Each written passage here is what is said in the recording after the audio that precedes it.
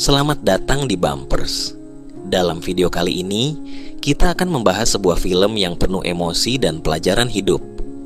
Film ini mengisahkan perjuangan seorang ayah yang mendidik keenam anaknya dengan cara yang tidak biasa, jauh dari hiruk-pikuk peradaban modern. Tapi, ketika tragedi memaksa mereka kembali ke dunia nyata, konflik pun tak terhindarkan. Apa yang terjadi pada keluarga unik ini? Simak alur ceritanya sampai habis. Di tengah hutan terpencil di negara bagian Washington, seorang pemuda menyelinap dalam keheningan, melacak seekor rusa hingga akhirnya berhasil membunuhnya. Dari balik pepohonan, muncul sekelompok anak-anak dengan berbagai usia. Tubuh mereka berlumuran jelaga hitam. Mereka ditemani ayah mereka, Ben Cash, yang berdiri dengan tegas. Ben mengumumkan kepada anak-anak bahwa hari ini pemuda itu telah melewati sebuah ujian penting. Ia telah meninggalkan masa kanak-kanaknya dan kini resmi menjadi seorang pria. Sebagai bentuk perayaan, Ben memberikan hati rusa yang baru saja dibunuh itu kepada sang pemburu muda untuk dimakan. Anak-anak yang lain menyaksikan dengan bangga, seolah memahami makna mendalam dari momen itu. Setelahnya, mereka berlari menuju sungai jernih di tengah hutan. Mereka berenang, membersihkan jelaga yang sebelumnya menjadi kamuflase mereka, tertawa, dan bermain dengan riang. Dengan semangat, mereka membawa bangkai rusa itu ke rumah mereka yang tersembunyi jauh di dalam hutan. Rumah tersebut sederhana namun fungsional, dikelilingi taman yang subur, rumah kaca, dan bangunan kecil untuk penyimpanan. Segala sesuatu tampak rapi dan terorganisasi, mencerminkan kedisiplinan penghuninya. Di dalam rumah, masing-masing anak menjalankan tugasnya dengan tekun, menyiapkan kebutuhan mereka sehari-hari. Ketika sore menjelang, mereka berkumpul di sebuah area terbuka. Setelah sesi meditasi bersama, Ben melatih anak-anaknya dengan teknik bertahan diri. Latihan itu bukan hanya tentang fisik, tetapi juga melatih fokus dan strategi. Saat salah satu anak berhasil mempraktikkan tekniknya, Ben memberikan pujian. "Kamu melakukannya dengan baik. Terima kasih sudah mencoba." Malam itu, keluarga berkumpul di sekitar api unggun. Suasana hangat dan penuh keakraban. Anak-anak membaca buku-buku klasik dunia dan literatur ilmiah, melibatkan diri dalam diskusi mendalam. Ben, seperti biasa, menguji mereka dengan pertanyaan-pertanyaan yang memancing pemahaman mendalam, mulai dari matematika tingkat lanjut hingga analisis gaya sastra. Ia juga memberikan tugas untuk keesokan harinya, memastikan setiap anak terus belajar dan berkembang. Kemudian Ben mengambil gitarnya, memulai melodi sederhana. Anak-anak pun ikut bergabung dengan alat musik mereka masing-masing. Di bawah langit berbintang, suara musik dan tawa mengisi malam. Mereka bernyanyi, menari, dan merayakan kehidupan mereka yang unik. Pagi itu, seperti biasa, keluarga Ben Cash memulai hari dengan berlari di sepanjang jalur hutan. Rutinitas ini telah menjadi bagian dari kehidupan mereka, menguji kekuatan fisik dan mental setiap anggota keluarga. Saat mereka kembali ke rumah, Ben dan putra sulungnya Bo tiba dari perjalanan ke kota terdekat untuk mengambil perbekalan. Namun, suasana berubah ketika salah satu anak yang lebih kecil bertanya dengan polos, "Kenapa mama pergi begitu lama? Kapan dia pulang?" Pertanyaan itu menggantung di udara. Ternyata ibu mereka, Leslie, sudah lama dirawat di rumah sakit karena masalah kesehatan mental. Ben berjanji akan mencari tahu kapan Leslie bisa kembali. Saat di kota, Ben memanfaatkan waktu untuk berbelanja, sementara Bo yang ikut bersamanya menarik perhatian beberapa gadis lokal. Gadis-gadis itu mencoba berbicara dengannya, tetapi Bo yang tumbuh terisolasi dalam hutan merasa canggung. Topik yang ia kuasai, seperti struktur politik atau filsafat, jelas tidak menarik perhatian mereka. Merasa kikuk, Bo pergi ke kantor pos dan menemukan surat yang ditujukan untuknya. Ternyata, ia diterima di salah satu universitas terbaik di negara itu. Namun, Kebahagiaan itu segera memudar saat Ben menerima panggilan telepon dari saudara perempuannya. Kabar itu menghancurkan. Leslie telah mengakhiri hidupnya di rumah sakit. Saat Ben kembali ke rumah, ia duduk di bawah air terjun di hutan, mencoba mencerna apa yang baru saja terjadi. Ketika malam tiba, ia mengumpulkan anak-anaknya dan dengan suara bergetar mengumumkan, "Tadi malam, ibu kalian meninggal, dia mengakhiri hidupnya." Tangis pecah di antara anak-anak. Ryan, putra tengah Ben, yang paling sulit menerima kenyataan ini, mengambil pisau dalam kemarahannya. Awalnya ia tampak ingin menyerang Ben, tetapi akhirnya mengarahkan pisau itu ke pohon, melampiaskan kemarahannya. Malam itu, Ben membaca surat wasiat Leslie. Isi surat itu menyentuh hatinya. Leslie menuliskan keinginannya untuk dimakamkan secara sederhana, tanpa ritual keagamaan, dan tetap selaras dengan kehidupan alam yang mereka jalani. Keesokan paginya, keluarga itu kembali ke rutinitas mereka, berlari dan berolahraga. Namun, suasana hati tetap berat. Saat mereka duduk bersama, Ryan akhirnya bertanya, "Kapan pemakaman ibu?" Ben kembali ke kota untuk bertemu dengan orang tua Leslie. Namun, suasana pertemuan penuh dengan ketegangan. Orang tua Leslie menyalahkan Ben atas kematian putri mereka. Mereka menuding gaya hidup keras di hutan sebagai penyebab Leslie tidak mampu bertahan. "Dia sakit, dan kami yang membayar untuk klinik agar dia dirawat. Tapi kau tetap membawanya kembali ke tengah hutan," bentak mereka. Ben mencoba menjelaskan bahwa ia hanya ingin memenuhi permintaan Leslie untuk hidup bersama keluarganya. Tetapi kemarahan dan kesedihan mertuanya terlalu mendalam. Ayah Leslie mengancam, "Kau tidak diterima di sini. Jika kau mendekat lagi, aku akan melaporkanmu." Namun, ibu Leslie akhirnya memberitahu Ben bahwa pemakaman Leslie akan dilakukan 5 hari kemudian. Kembali ke hutan, Ben berdiskusi dengan anak-anaknya tentang situasi yang mereka hadapi. Anak-anak memahami rasa marah dan sedih kakek dan nenek mereka, tetapi mereka juga tidak ingin mengabaikan keinginan terakhir Leslie. Ancaman penangkapan Ben dan kemungkinan mereka dikirim ke panti asuhan membuat mereka takut, tetapi keluarga itu bersatu, mencari cara untuk menghormati Leslie dengan tetap menjaga kebersamaan mereka.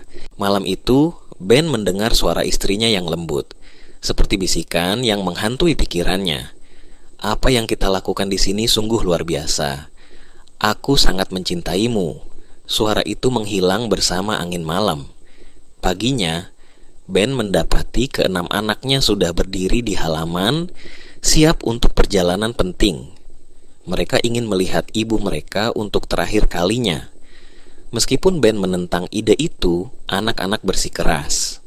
"Ayah, beri kami misi penyelamatan ibu," kata mereka dengan penuh tekad. Ben akhirnya setuju dengan berat hati. Tetapi ia mengingatkan mereka tentang kerasnya perjalanan yang akan mereka hadapi. Dalam perjalanan, Ryan yang masih berjuang menerima kehilangan ibunya, terjatuh dari tebing dan melukai lengannya.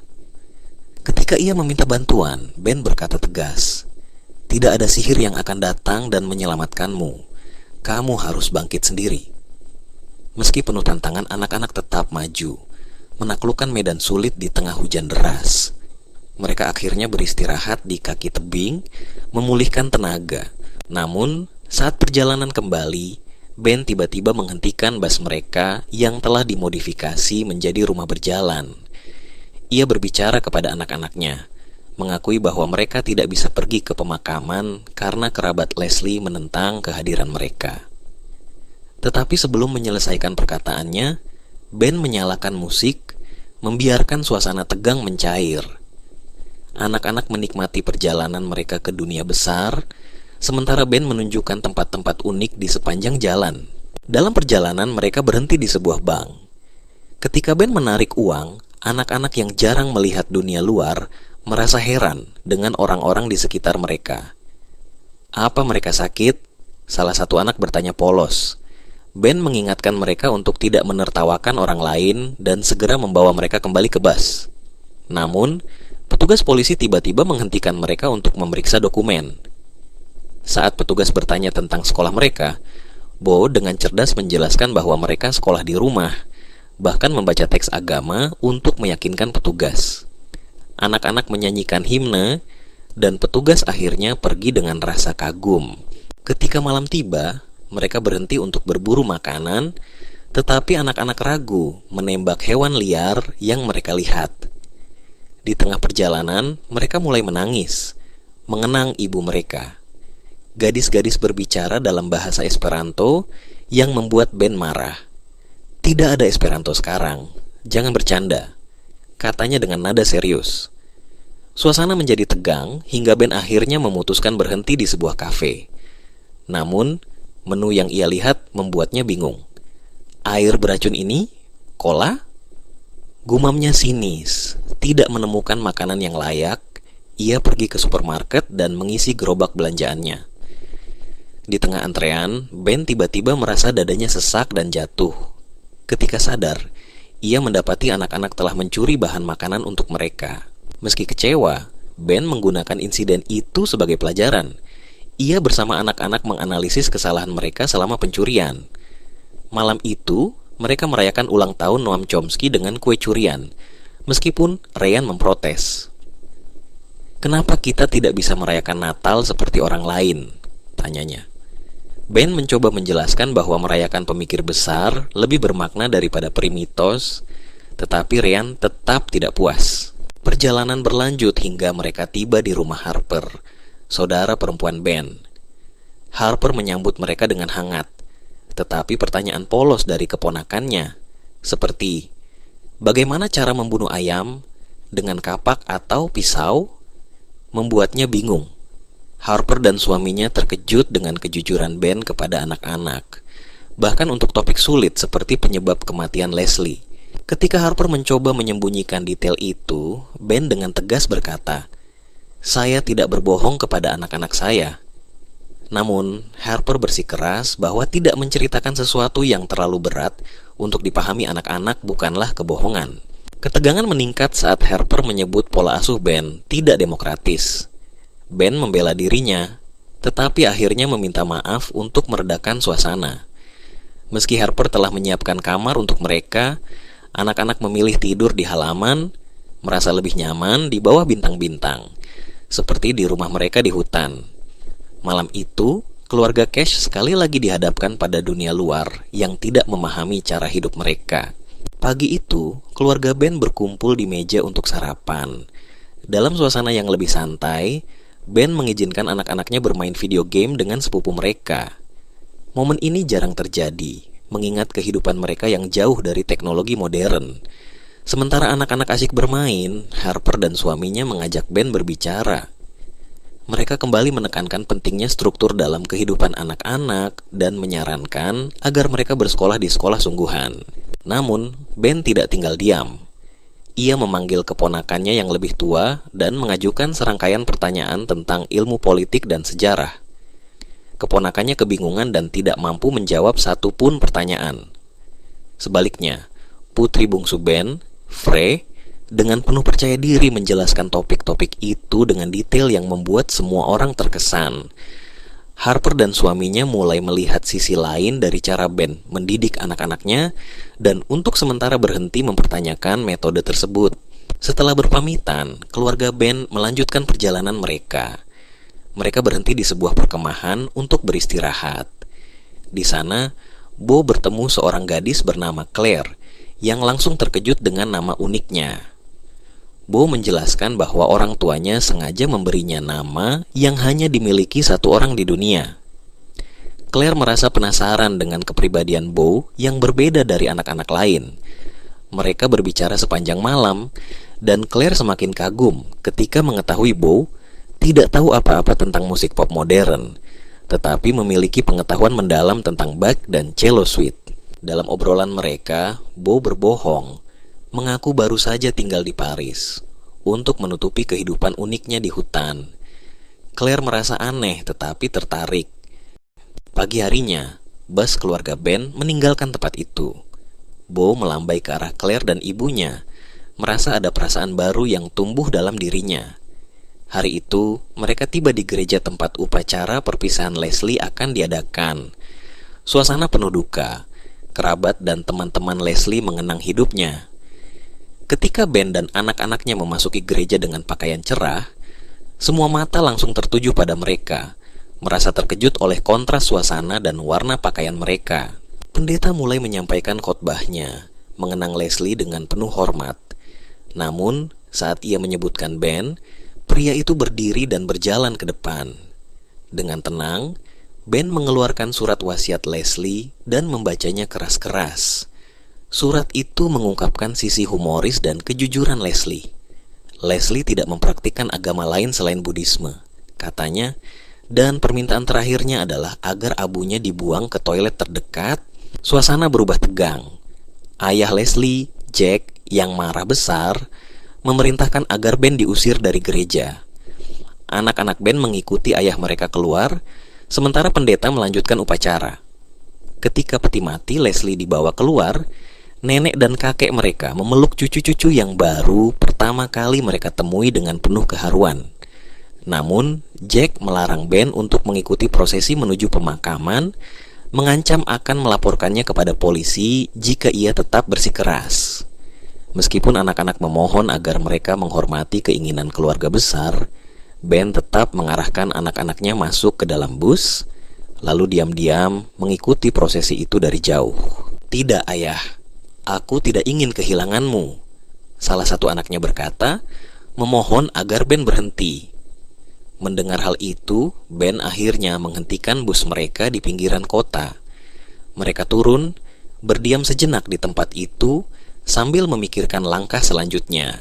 Malam itu, Ben duduk di dekat bus dengan sebotol anggur di tangannya, memandang kosong ke arah gelapnya malam. Di kejauhan, putra-putranya bermain di lapangan, mengenang ibu mereka yang telah pergi. Namun, suasana berubah tegang ketika Ryan tiba-tiba melemparkan tuduhan yang menyakitkan. "Ibu menderita karena ayah. Kau membuatnya gila. Kau berbahaya," katanya penuh amarah. Tak lama setelah itu, Bo mendekati Ben dan menunjukkan tumpukan surat dari berbagai universitas bergengsi di Amerika yang mengundangnya untuk belajar. Saat Ben bertanya bagaimana ia mendapatkan semua itu, Bo akhirnya mengaku bahwa ibunya yang mendaftarkan dirinya secara diam-diam. "Aku hanya ingin kuliah, ayah," katanya dengan suara lirih. Ben terkejut dan merasa terluka, menyadari bahwa putranya telah mempersiapkan masa depan yang jauh dari dirinya. Ben mencoba merenung, tetapi tiba-tiba menerima pesan bahwa Ryan telah melarikan diri ke rumah kakek neneknya. Ben langsung pergi mencarinya. Ketika ia menemukan Ryan, perbincangan mereka memanas. Ryan menuduh ayahnya telah membunuh ibu mereka, mengungkit pertengkaran lama tentang kehidupan mereka di hutan. "Ibu ingin pergi, tapi kau memaksanya tetap di sini," teriak Ryan. Ben mencoba menjelaskan bahwa itu adalah keputusan bersama dengan Leslie, tetapi Ryan tetap bersikeras. Ketika Ben memerintahkan putranya untuk pulang, Ryan berteriak, berlari, dan memancing konflik dengan kakek neneknya. Jack, kakek Ryan, mengancam Ben dengan busur panah, memperingatkan agar ia menjauh. Jack bahkan berencana mengajukan hak asuh atas semua cucunya, sementara Ben dengan tegas menolak meninggalkan salah satu anaknya. Ketika Jack memanggil polisi, Ben tidak punya pilihan selain mundur. Namun, malam itu, Ben dan anak-anak lainnya mengawasi rumah dari kejauhan, menyusun rencana untuk menyelamatkan Ryan. Mereka mengutus Vesper, anak perempuan Ben, untuk menyelinap masuk melalui atap. Namun, misi itu berakhir buruk ketika Vesper tergelincir dan jatuh dari ketinggian. Ia dibawa ke rumah sakit dengan cedera serius. Meski dokter terkesan dengan kondisi fisiknya yang prima, Vesper tetap harus dirawat karena patah tulang belakang. Insiden itu mengguncang Ben, menyadarkan dirinya bahwa gaya hidup yang ia pilih mungkin terlalu ekstrim. Keesokan harinya, Ben membawa semua anaknya kembali ke rumah kakek nenek mereka. Ia menyaksikan interaksi hangat antara anak-anak dan orang tua Leslie, serta membaca surat terakhir dari Leslie yang mengungkapkan bahwa ia percaya anak-anak akan lebih baik tinggal bersama orang tuanya. Dengan hati berat, Ben memutuskan meninggalkan anak-anak di sana demi keselamatan dan masa depan mereka. Namun, keputusan ini memicu protes dari anak-anaknya. Mereka merasa ditinggalkan oleh ayah yang selama ini menjadi pilar hidup mereka. "Aku telah membuat banyak kesalahan," kata Ben dengan suara bergetar. "Tapi ini yang terbaik untuk kalian." Setelah mengucapkan selamat tinggal, Ben meninggalkan rumah itu dengan busnya yang kini kosong. Dalam perjalanan, ia berhenti di sebuah toilet pom bensin, mencukur janggutnya, mencoba memulai hidup baru. Namun, malam itu, ia dikejutkan oleh suara anak-anaknya yang ternyata bersembunyi di bagasi bus. Mereka menolak ditinggalkan dan bersikeras melanjutkan misi terakhir mereka, memenuhi keinginan Leslie. Mereka kembali ke kuburan dan, dengan penuh kehati-hatian, menggali peti mati Leslie. Setelah memastikan kuburan tampak seperti semula, keluarga itu membawa peti mati ke pantai. Di tepi laut, mereka mengadakan upacara perpisahan sederhana, menyalakan lagu favorit Leslie, bernyanyi, dan menari untuk mengenang ibu mereka. Mereka kemudian membakar peti mati, membiarkan abu Leslie berterbangan bersama angin laut, menyempurnakan keinginan terakhirnya. Beberapa waktu kemudian, mereka mengantar Bo ke bandara. Bo, yang akan bekerja sebagai relawan di Namibia, menerima wejangan terakhir dari Ben. "Selalu katakan yang sebenarnya, jangan pernah menyerah, dan jangan mati." Kehidupan keluarga ini berubah total setelah itu. Mereka menetap di sebuah peternakan kecil, meninggalkan bus mereka yang ikonik. Ben merawat peternakan sambil membangun kehidupan baru yang lebih stabil, sementara anak-anaknya mulai bersekolah di sekolah formal. Dalam kesederhanaan itu, mereka belajar menerima masa lalu dan memulai babak baru. Film pun berakhir di sana, meninggalkan pesan tentang cinta, pengorbanan, dan arti keluarga.